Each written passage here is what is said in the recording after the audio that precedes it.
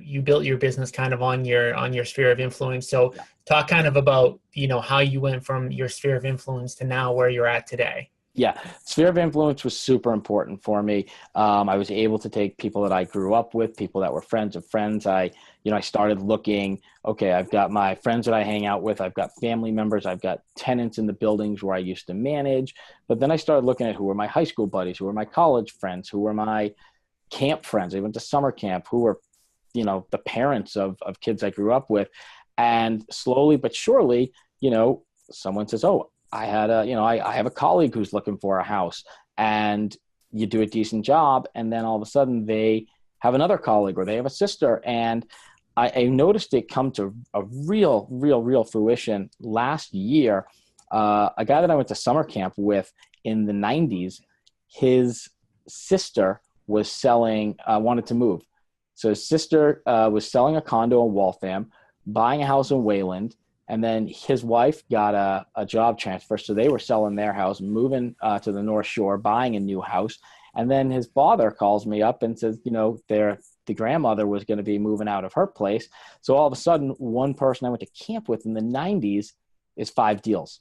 So talk about, so obviously everyone's kind of got this immediate sphere of influence, but how do you get your name and face in front of them without kind of being too pushy? And tell us about the strategies in order to do that, in order to make sure that when they are thinking of buying and selling, they think of you, but that you're not kind of annoying them too. It is a fine line for sure as to what's annoying, what's pushy, and what is friendly reminders. Yeah. I started a lot with simply with Facebook posts where, I don't want to make every post that I do about work.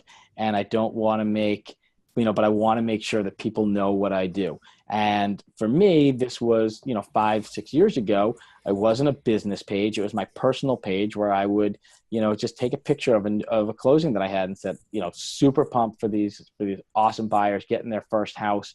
They looked for what they wanted. They really took their time, and this is awesome. I'm just excited. So, and with a picture of the house, maybe the address. And on it, I would actually, I would put some, I would Photoshop it up and write on there, the address, buyer's agent, Jared Wilk.